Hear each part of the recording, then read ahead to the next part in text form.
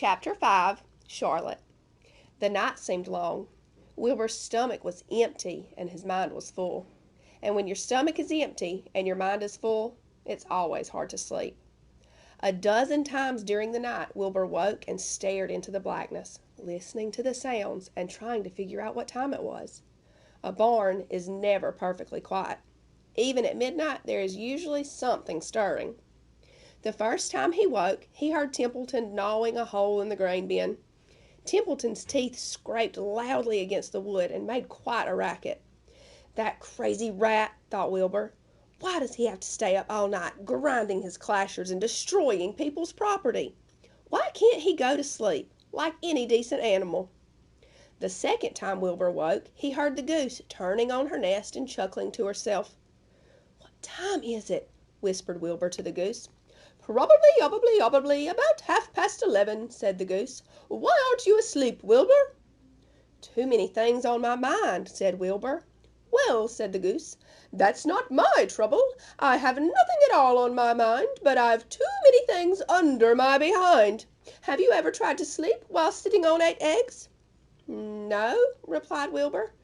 "I suppose it is uncomfortable. How long does it take a goose egg to hatch?" Approximately 30 days all told," answered the goose. "But I cheat a little. On warm afternoons I just pull a little straw over the eggs and go out for a walk." Wilbur yawned and went back to sleep. In his dreams he heard again the voice saying, "I'll be a friend to you. Go to sleep. You'll see me in the morning." About half an hour before dawn, Wilbur woke and listened. The barn was still dark. The sheep lay motionless. Even the goose was quiet.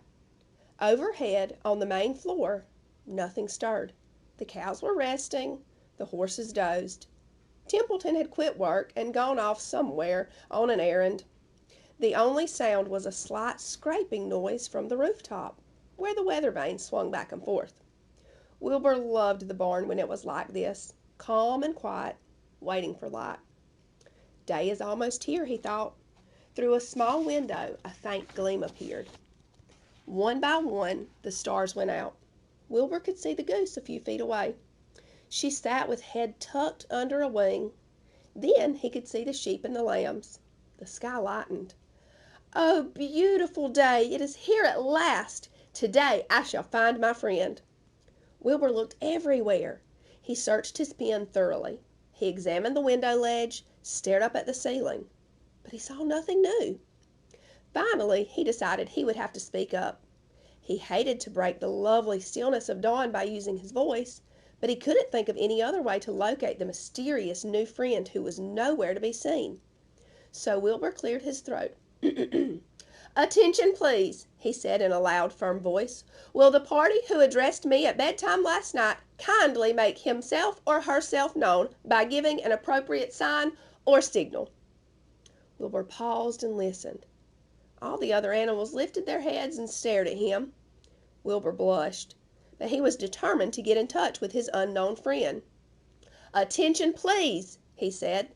"I will repeat the message. Will the party who addressed me at bedtime last night kindly speak up? Please tell me where you are if you are my friend." The sheep looked at each other in disgust. "Stop your nonsense, Wilbur," said the oldest sheep. "If you have a new friend here, you are probably disturbing his rest, and the quickest way to spoil a friendship is to wake somebody in the morning before he is ready. How can you be sure your friend is an early riser?" "I beg everyone's pardon," whispered Wilbur. "I didn't mean to be objectionable." He laid down meekly in the manure, facing the door. He did not know it, but his friend was very near. And the old sheep was right. The friend was still asleep. Soon larvae appeared with slops for breakfast. Wilbur rushed out, ate everything in a hurry, and licked the trough. The sheep moved off down the lane. The gander waddled along behind them, pulling grass. And then, just as Wilbur was settling down for his morning nap, he heard again the thin voice that had addressed him the night before. "Salutations," said the voice. Wilbur jumped to his feet. "What?" he cried. "Salutations," repeated the voice. "What are they? And where are you?" screamed Wilbur. "Please, please tell me where you are, and what are salutations?" "Salutations are greetings," said the voice. "When I say salutations, it's just my fancy way of saying hello or good morning. Actually, it's a silly expression, and I'm surprised that I used it at all. As for my whereabouts, that's easy. Look up here in the corner of the door I am. Here I am. Look, I'm waving." At last Wilbur saw the creature that had spoken to him in such a kindly way. Stretched across the upper part of the doorway was a big spider web, and hanging from the top of the web, head down, was a large gray spider. She was about the size of a gumdrop. She had 8 legs, and she was waving one of them at Wilbur in a friendly greeting. "See me now?" she asked.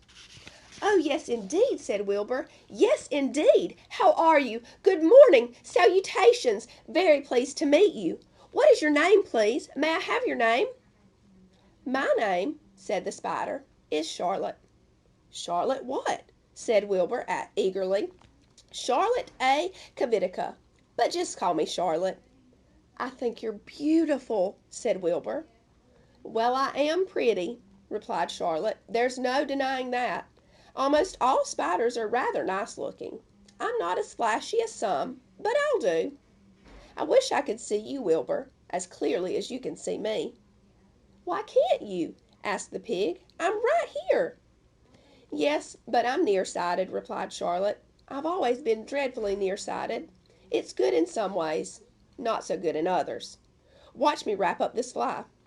A fly that had been crawling along Wilbur's trough had flown up and blundered into the lower part of Charlotte's web and was tangled in the sticky threads. The fly was beating its wings furiously, trying to break loose and free itself.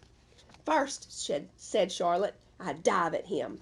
She plunged headfirst toward the fly. As she dropped, a tiny silken thread unwound from her rear end. "Next, I wrap him up." She grabbed the fly, threw a few jets of silk around it, and rolled it over and over, wrapping it so that it couldn't move. Wilbur watched in horror. He could hardly believe what he was seeing, and although he detested flies, he was sorry for this one. "There," said Charlotte.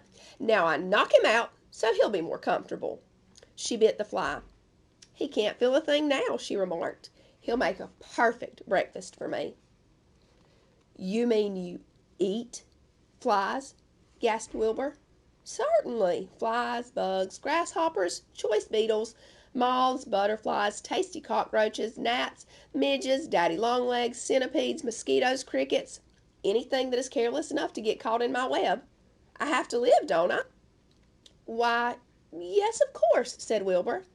"Do they taste good?" "Delicious. Of course, I don't really eat them. I drink them. Drink their blood." "I love blood," said Charlotte, and her pleasant, thin voice grew even thinner and more pleasant. "Don't say that," groaned Wilbur. "Please don't say things like that." "Why not? It's true, and I have to say what is true. I'm not entirely happy about my diet of flies and bugs, but it's the way I'm made. A spider has to pick up a living somehow or other, and I happen to be a trapper. I just naturally build a web and trap flies and other insects. My mother was a trapper before me. Her mother was a trapper before her. All our family have been trappers. Way back for thousands and thousands of years, we spiders have been laying for flies and bugs." "It's a miserable inheritance," said Wilbur gloomily. He was sad because his new friend was so bloodthirsty. "Yes, it is," agreed Charlotte, "but I can't help it. I don't know how the first spider in the early days of the world happened to think up this fancy idea of spinning a web, but she did, and it was clever of her too. And since then, all of us spiders have had to work the same trick. It's not a bad pitch on the whole." "It's cruel," replied Wilbur, who did not intend to be argued out of his position. "Well, you can't talk," said Charlotte. "You have your meals brought to you in a pail. Nobody feeds me. I have to get my own living. I live by my wits. I have to be sharp and clever, lest I go hungry. I have to think things out, catch what I can, take what comes, and it just so happens, my friend, that what comes is flies and insects and bugs." And furthermore, said Charlotte, shaking one of her legs, do you realize that if I didn't catch bugs and eat them, bugs would increase and multiply and get so numerous that they'd destroy the earth, wipe out everything? Really? Said Wilbur. I wouldn't want that to happen. Perhaps your web is a good thing after all. The goose had been listening to this conversation and chuckling to herself. There are a lot of things Wilbur doesn't know about life, she thought. He's really a very innocent little pig. He doesn't even know what's going to happen to him around Christmas time. He has no idea that Mr. Zuckerman and Lurvy are plotting to kill him. And the goose raised herself a bit and poked her legs a little further under her so they would receive the full heat from her warm body and soft feathers. Charlotte stood quietly over the fly, preparing to eat it. Wilbur lay down and closed his eyes. He was tired from his wakeful night and from the excitement of meeting someone for the first time. A breeze brought him the smell of clover, the sweet-smelling world beyond his fence. Well, he thought, I've got a new friend all right, but what a gamble friendship is. Charlotte is fierce, brutal, scheming, bloodthirsty, everything that I don't like. How can I learn to like her, even though she is pretty and, of course, clever? Wilbur was merely suffering the doubts and fears that often go with finding a new friend. In good time he was to discover that he was mistaken about Charlotte. Underneath her rather bold and cruel exterior, she had a kind heart, and she was to prove loyal and true to the very end.